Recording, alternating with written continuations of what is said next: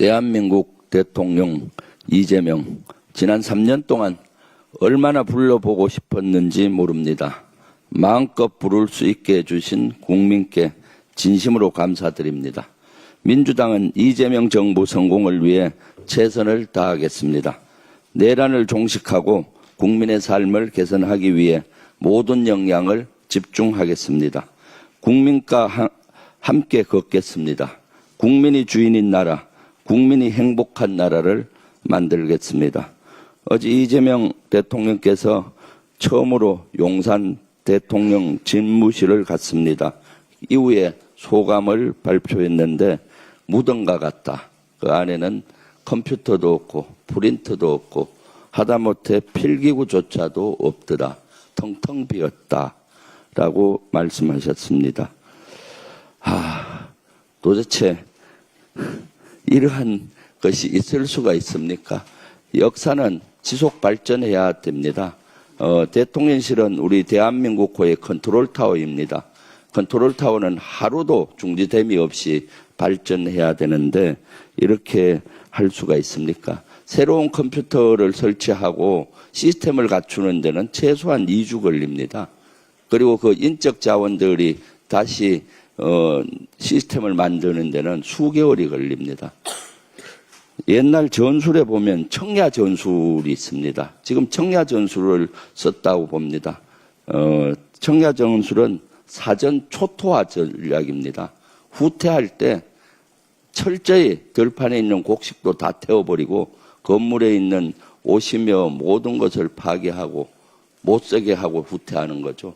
그러면은 적들이 왔을 때 쓸 수 있는 것이 없으니까 하는 그 전술입니다. 이것은 아주 불리할 때 적에게만 쓰는 겁니다. 이것은 또 아군에게도 피해가 너무 크기 때문이죠.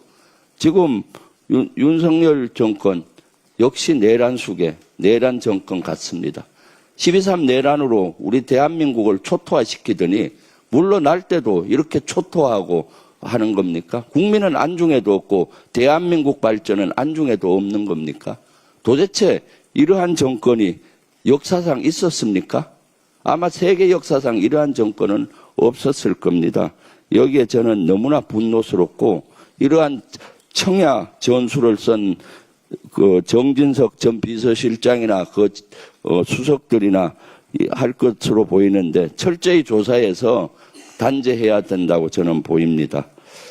오늘 3가지 특검법을 본회의에 상정합니다.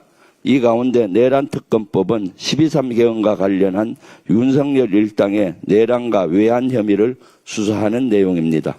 내란 종식이란 이재명 정부의 공약이 온전하게 첫걸음을 내디딜 수 있도록 민주당이 돕겠습니다. 위헌 위법한 내란이 다시는 이 땅에 발붙일 수 없도록 하겠습니다. 민주주의와 법치를 지키기 위한 필수 조치입니다. 국민의 힘의 협조를 부탁합니다. 최상병 특검법은 해병대원 순직 사건과 관련한 수사 외압과 은폐 의혹이 주요 수사 대상입니다. 사건이 발생한 지 2년이 다 되어 가는데 아직도 진실을 밝혀지지 않고 있습니다. 항명 혐의로 기소된 박정훈 대령도 온전하게 명예를 회복하지 못했습니다. 만약 최상병 사건을 제대로 파헤치지 못한다면 앞으로 대한민국은 어떻게 되겠습니까? 우리 부모님이 나라를 믿고 자녀를 군대에 맡길 수 있겠습니까? 우리 군인들은 부당한 명령에 대해 당당하게 거부할 수 있겠습니까?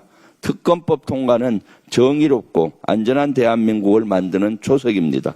특히 수사 외압과 관련한 의혹은 최근에 또 드러났습니다.